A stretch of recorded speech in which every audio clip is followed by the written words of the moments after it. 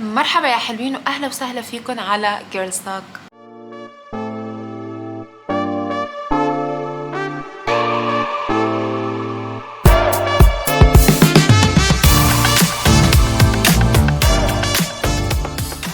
اول فيديو لنا على هيدا الشانل حيكون عم يحكي عن الشك هو شعور نحن كلنا مارقين فيه بمرحلة من مراحل حياتنا او مع نوع من الاشخاص يلي فاتوا على حياتنا. هيدا الشيء ما فينا ننكره وما فينا نتجاهله لو قد ما كان صغير او قد ما كان كبير، لانه هو شعور انساني بحت. اول شيء خلينا نعرف الشك هو وقت الانسان يكون مش عارف شو الصح وشو الغلط. ومعظم الاوقات لما انت توصلي لمرحله الشك بيكون في عندك نظريتين، وحده منهم حتكون صح. ولما انت يداهمك احساس الشك بمحل من المحلات او مع شخص من الاشخاص، هون انت ذهنك ببطل بحاله طبيعيه، بصير هو بحاله قلق دائم. اول شيء خلينا نحكي باول نقطه اللي هي اختياراتك بالناس اللي بتفوت على حياتك. اذا انت عارفه هيدا الشخص منه منيح، او انت عندك نظره انه مثلا نقول نسونجي ولا هي كذابه ولا هي ما بعرف شو، فهو احتماليه انه يكون نسونجي وكذاب وهيك كتير عاليه. احساسك دايما بيكون صح، نظرتك الموضوعيه للشخص اول ما تتعرفي عليه دايما حتكون صح. الانكار اللي بيجي بعدين انه هو لا هو منيح هو هيك، هون بلشت عاطفتك تلعب الدور وبلشت هي تبيض صفحته علشان انت تقدر تتقبليه عاطفيا ومشاعريا ما تتأزم. فانت هون لازم تعرفي تختاري. اما اذا شفتي شخص هو منيح ومهذب ومرتب وما عليه حركات وهيك، فهون انت وقتها حيكون اختيارك مريح اكتر لإلك. خلاصة من كل هيدا الحكي انه اللي فيه طبع ما حيغيره، فانت لازم تعرفي تختاري مين يفوت على حياتك، لانه الشك ببلش من اختيارك للناس. انت وقت تبلشي تختاري ناس تفوت على حياتك حتحطك بموضع الشك فيهم معظم الوقت، هون انت جبتي المشاكل لحالك. فانت اذا بدك تفوتي رجال على حياتك، خصوصا الرجال، اول شغله لازم تعرفيها الرجال ما بيفكر مثلك وانت ما بتفكري مثله، وانت تفكيرك مختلف عن الناس كلها. فما تحاولي تربطي افكارك ونظرياتك وطريقه عيشك مع الناس الباقيين. نحن حنحكي عنها. لنفترض انه انت دخلتي شخص على حياتك، ما بهم اذا هو انسان منيح ولا ما منيح، انت فوت شخص على حياتك وبلش عندك احساس الشك. هون نحن بدنا نطلع على شغلتين. اول شيء اذا بلشتي انت ما تقدري تعملي حياتك اليوميه بشكل طبيعي، يعني مثلا اذا قاعده عم تنظفي البيت وبالك مشغوله بشيء معين، او اذا انت رايحه على الشغل بس بالك مش بالشغل، انت ما قادره تركزي بحياتك اليوميه الاساسيه، هون انت معظم الاوقات يعني شكك صاير بمرحله كتير عاليه. فهون يا اما حيكون شكك صح، يا اما انت صرت بمرحله البارانويد. كيف بدك تعرفي اذا انت صرت بمرحله البارانويد؟ يعني انت بلشتي تقلقي زياده عن اللزوم، حسيتي هو عم يعمل شيء غلط وعن جد وصلتي لمرحله انت ما بقى قادره تمارسي حياتك اليوميه بشكل طبيعي، ما قادره تركزي بدرسك، ما قادره تركزي بشغلك، ما قادره تركزي ولا شيء، ما قادره تركزي بشيء، فكرك وبالك بمحل تاني، 90% ممكن يكون حدثك صح. اذا حاسه انه عن جد انه اللي عم تحسي فيه صح، وانت مثلا الشخص اللي كنتي تحكي معه غادرك من قبل، خانك من قبل، مكذب عليكي من قبل، فهون وقتها انت الموضوع بيرجع لك، وهون انت كنتي فتحتي باب على حالك، فانت حتعرفي كيف تسكريه. انا ما في اشي اقول لك انه اذا حدا كذب عليكي او خانك او وات ايفر روحي اتركيه، بابا تحكيه، لانه مفاهيمنا او مستوى التحمل عند كل شخص بيختلف. ولكن انت سمحتي للناس تكذب عليكي اول مره، يعني انت ما حطيتي حدود من اول مره، يعني انت اختيارك كان غلط من اول مره. فانت هون حتكوني قادره كيف تحطي حد لهيدا الشيء. بس اللي بقدر اقول لك انه انت ما لازم تكوني بحاله هالقلق هيدي الدايمه. اي شخص بده يفوت على حياتك ما لازم يحطك بهيدي الحاله. واذا كان احساسك عن جد صح وطلع شكك بمحله، هون انت لازم تبلشي تفكري كيف تقطشي. تاني بوينت، اذا انت وصلتي لمرحله انه انت الشخص اللي عم تحكي معه هو كتير منيح وما عم يعمل شيء، وانت ولا مره اذيكي من قبل، وانت عارفه انه هو ما في شيء يعني غلط وانسان طيب وابن بيت وات ايفر وهيك، بس انت حاسه انه في شيء غلط، مستحيل يكون في شخص انه هالقد منيح، يعني هو اكيد عم بيمثل علي، هون انت بمرحله تو جود تو بي ترو. يعني انت ما عم تقدري تتقبلي انه هذا الشخص المنيح وهيك معك، انت مستكترة على حالك حدا يعاملك بشكل منيح. هيدا الشيء نتيجته صدمة، هيدا الشكل اللي انت عم بتشكي فيه نتيجة صدمة. ممكن صدمة لانك قبل مختارة حدا قبل مش منيح، حدا قبل جارحك، حدا قبل عامل لك شيء، ولكن هيدا الشيء ادى انه استحقاقك بنفسك ينزل. انت بتستاهلي حدا يعاملك منيح، انه ما يخونك او ما يكذب عليك، هيدا منه شيء واو، او انه هو عمل جميل عليك او هو مفضل عليك، هذا الشيء الطبيعي. انه حدا ما يكذب عليك او ما يخونك او ما يعمل لك شيء بيأذيك، هذا الشيء الطبيعي، هذا البير مينيموم. فما تستكتري على حالك حقوقك. ما تقولي انه لا انا ما مستحيل يكون في حدا حلو بحياتي، مستحيل انا حدا يعاملني بهالطريقه الطبيعيه، اكيد في فخ واكيد مدري شو، وتضلك تشكي وتبحبشي وتدوري وراه لتتاكدي انه في شيء، لانه ما في شيء. انت بتستاهلي حدا منيح، انت في حدا ممكن ينعجب فيكي ويحبك وما يأذيكي. فهون نحن خلصنا احتمالين. اول احتمال كان انه هو انت كان اختيارك غلط من الاول، انت كنت مختاره شخص مش منيح، خانك او كذب او غدر فيك اول مره، فانت تزعزعت ثقتك فيه، فصرتي معظم الاوقات عندك شك، لانه انت خلص ما بقى حاسه بالامان انت ومعه، او الثقه انكسرت بيناتكم. هون وقتها برجع بقول لك هون كان حق اختيارك، وهون الموضوع بيتعلق فيكي انت كيف حابه تتعامل مع الموضوع مع ظروفك. تاني شغله اللي هي مثل ما قلنا انه نحن مستكترين على حالنا شخص يكون عم بيتصرف بطريقه صح، فنحن بنحاول نفتش على القصص السلبيه اللي فيه علشان يعني نثبت لنفسنا انه لا اكيد في شيء غلط، اكيد في خدعه. ما قادرين نتقبل انه نحن في شخص عن جد حبنا مثل ما نحن حبنا وقدم لنا البير مينيموم، انه ما كذب علينا وما غدرنا. النقطه هي اهم نقطه بالنسبه إلي، لانه معظم البنات بيمرقوا بهيدي المرحله بلا ما يحسوا، بلا ما نحس. معظم البنات بيمرقوا هالمرحله. خليني احكي لكم عنها اكثر. البنت بتوصل لمرحله من الحب مع الشخص بتصير كل انتباهها وتركيزها وعاطفتها وحبها الزايدين. يعني ايش يعني زايدين؟ يعني هي عملت اللي عليها، في عندها طاقه زايده، في عندها حب زايد خليها تطلع اهتمام كتير، وقت كتير، تصير تفضي وقتها، تفضي اهتماماتها لتقضي وقت مع هذا الشخص.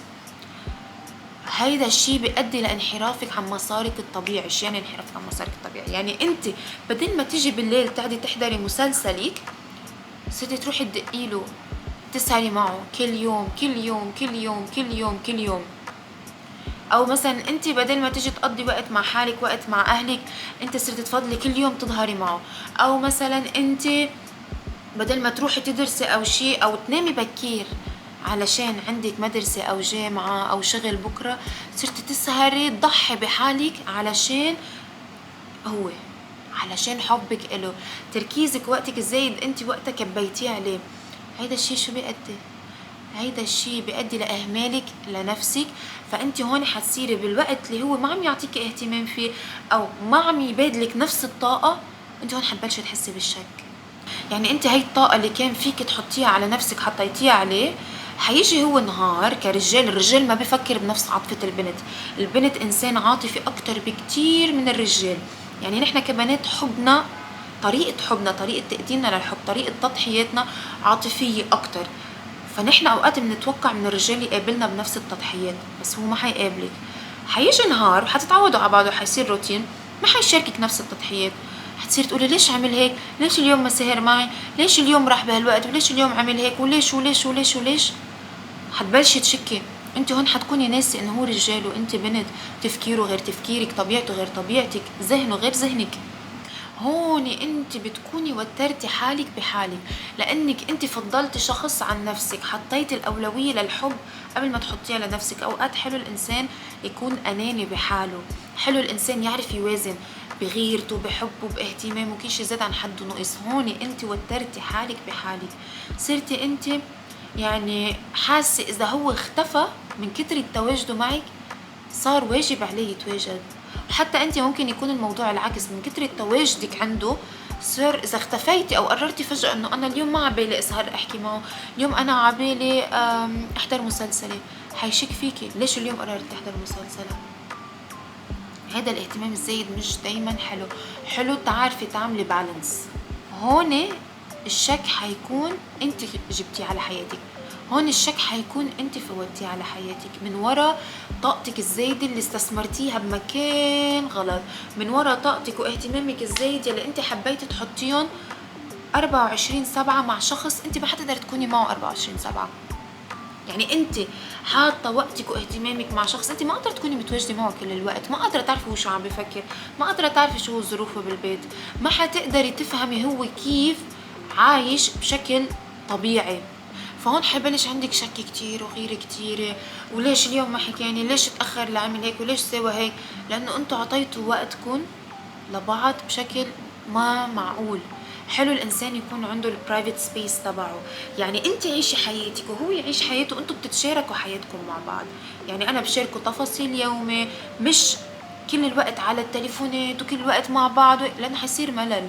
واذا بعد الملل حيبلش الغيرة، حيبلش الشك، حيبلش التفكير الزايد عن اللزوم. هذا الشيء ما بيعني انه اي اثنين كتير بيقضوا وقت مع بعض يعني حيوصلوا لهالمرحلة.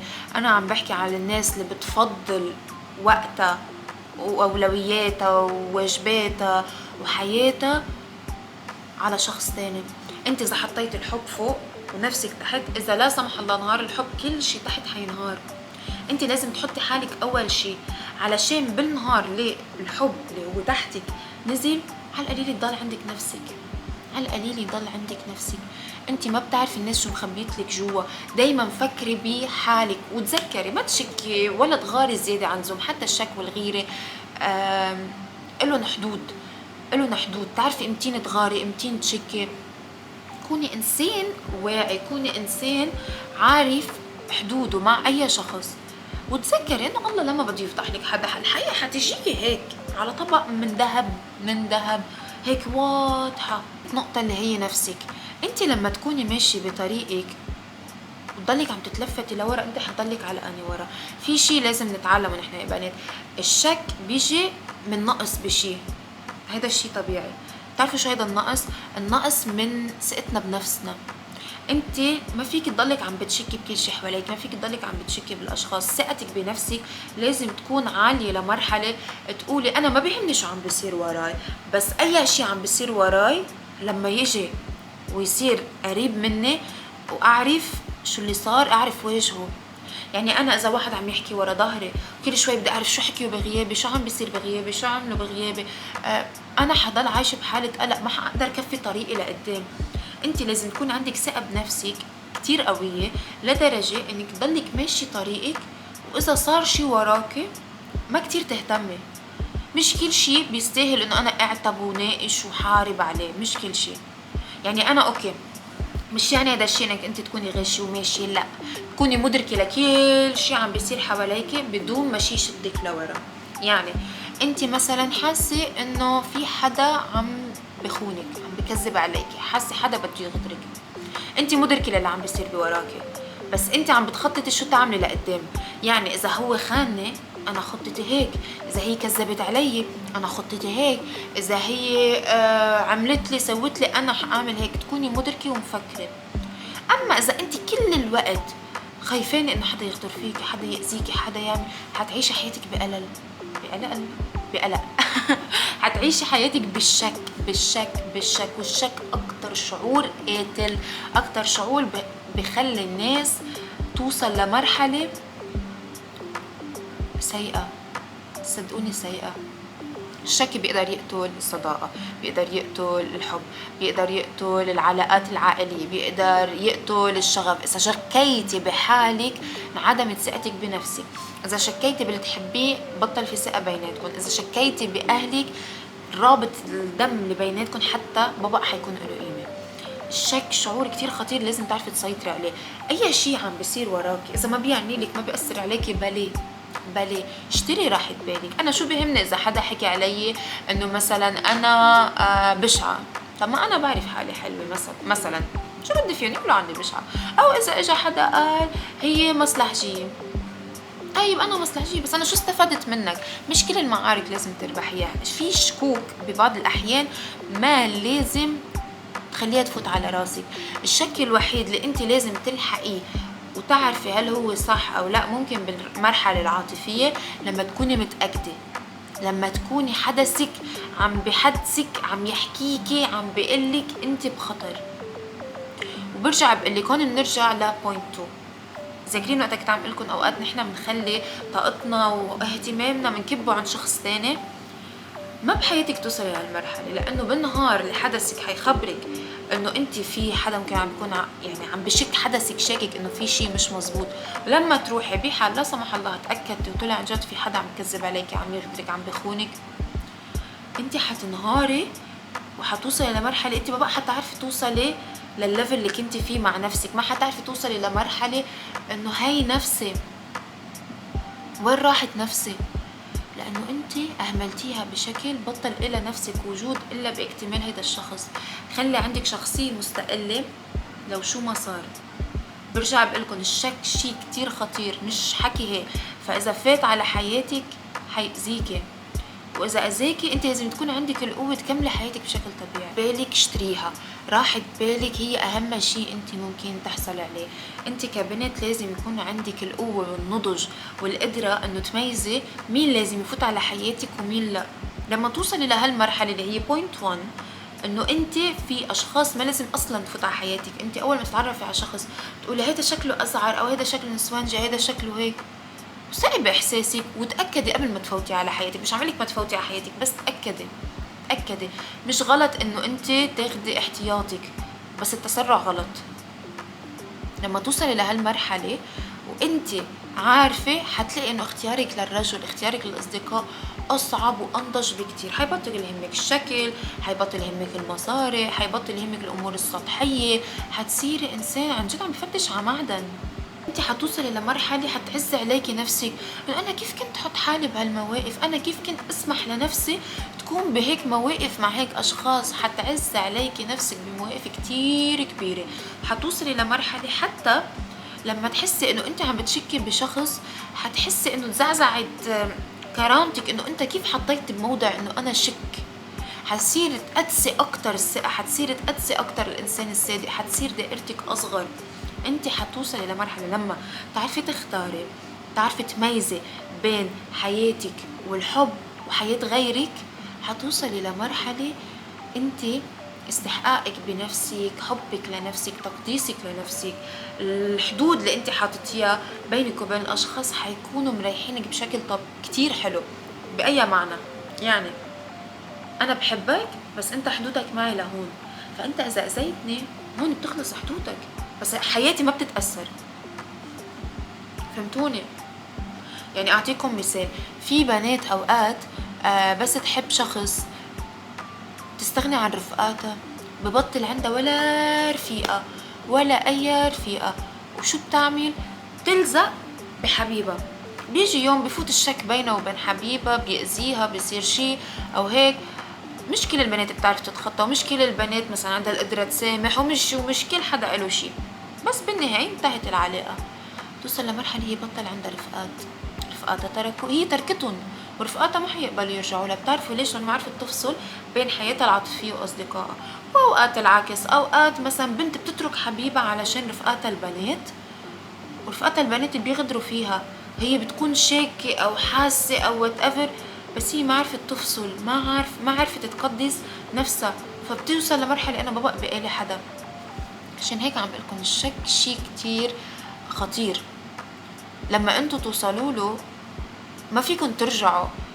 يعني أنا هلأ إذا شكيت بشخص وأنا ما عندي بقى رفقات، أو أنا ما بقى عندي نفسي، أنا ما بقى عندي شي أعمله بلا هالشخص، حيكون شعورك العاطفي ضعيف لدرجة انه انت حتى ممكن تكذبي احساسك وتكذبي اللي عم بتشوفيه، لانه انت من ورا استغنيتي عن كتير قصص. حتوصلي لمرحلة انه انا شاكة وعارفة بس ما في اعمل شي. يعني انت وقتها حتختاري اسوأ افضل السيئين من الاحتمالات. بتقولي اوكي انه انا يعني يا اما بتركه وبضل وحدي ما عندي شي وقت وهيك، او بضل معه.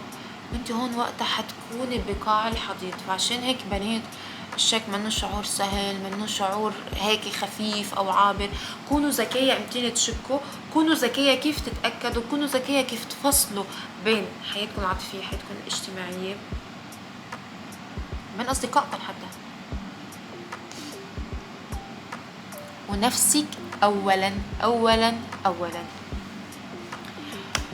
بس هيك يا بنات، هيدي كانت اول حلقة قلنا من جيرلز توك. ان شاء الله بالحلقات الجاي بنظبط كتير قصص، بنصلح كتير قصص. هيدي كانت حلقة عملتها من زمان وقررت انا انه ببلش فيها. ان شاء الله بتكون الحلقات الجاي احسن. وبس هيك، نشوفكم بالحلقة التانية ان شاء الله على جيرلز توك.